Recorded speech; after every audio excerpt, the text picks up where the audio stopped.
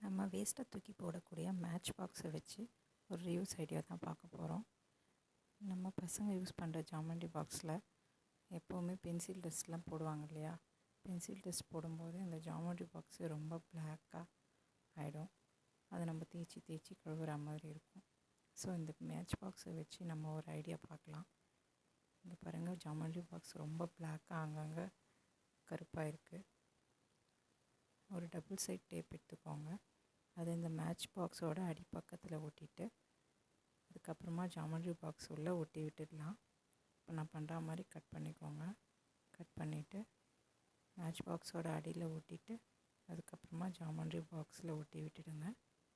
அவ்வளோதான், ஈஸியான match box use idea நம்மளுக்கு ரெடி ஆகிடுச்சு. பாருங்கள், இந்த மாதிரி ஒட்டி விட்டுடுங்க. அதுக்கப்புறமா அந்த டஸ்ட்டெல்லாம், பென்சில் டஸ்ட்டெல்லாம் பசங்க அழகாக ஷார்ப் பண்ணி இதில் போட்டுப்பாங்க. நம்ம ஜாமெண்ட்ரி பாக்ஸும் மெஸ்ஸி ஆகாமல் இந்த மாதிரி கரையாக இல்லாமல் நல்லா க்ளீனாக இருக்கும். இந்த ஐடியா ட்ரை பண்ணி பாருங்கள் ஃப்ரெண்ட்ஸ், ரொம்பவே யூஸ்ஃபுல்லாக இருக்கும். நம்ம அவசரத்தில் தேடும்போது இந்த மாதிரி சேஃப்டி பின்னெல்லாம் நம்மளால் எடுக்கிறது ரொம்பவே கஷ்டமாக இருக்குங்க. அந்த டைமில் ஒரு டென்ஷன் ஆகும் பாருங்கள், அப்படி இருக்கும். ஸோ இந்த மாதிரி சேஃப்டி பின்னெல்லாம் ஈஸியாக நம்ம ஆர்கனைஸ் பண்ணி வச்சுக்கலாம். நம்ம தூக்கி போடக்கூடிய வேஸ்ட்டான இந்த கலர்லாம் போயிருக்கோங்க இல்லையா, வளையல், அந்த பேங்கிளை வச்சு நம்ம ஒரு ரியூஸ் ஐடியா தான் பார்க்க போகிறோம். இந்த மாதிரி சேஃப்டி பின்னெல்லாம் எடுத்து வச்சுக்கோங்க. அதுக்கப்புறமா இந்த வளையல் எடுத்துக்கிட்டு அதில் ஒவ்வொரு பின்னாக கழட்டி இந்த மாதிரி நான் போடுற மாதிரி போட்டு விட்டுக்கோங்க. இங்கே பாருங்கள், இந்த மாதிரி போட்டு விட்டுக்கோங்க. ஸோ இப்போ நம்மளுக்கு பின்னு எங்கே இருக்குன்ற அவசரத்தில் தேட வேண்டிய அவசியம் இருக்காது.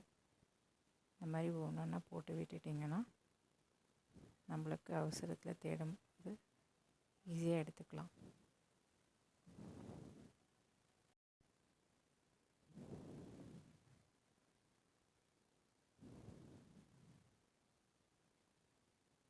இந்த மாதிரி நான் போடுற மாதிரி போட்டு விட்டுக்கோங்க. எல்லா பின்னையும் ஒன்றா கழட்டி இந்த மாதிரி போட்டு விட்டுக்கோங்க.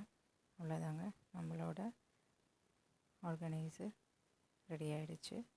இதை இந்த மாதிரி வால் ஹேங்கிங்கில் மாட்டி விட்டுட்டிங்கன்னா நம்ம கபோர்ட்லேயே ஒட்டி வச்சுருப்போம் இல்லையா, இந்த மாதிரி கபோர்டில் ஒட்டி வச்சுருப்போம் இல்லையா, அதில் இந்த மாதிரி தொங்க விட்டுட்டிங்கன்னா ஈஸியாக நம்ம எடுத்து யூஸ் பண்ணிக்கலாம்.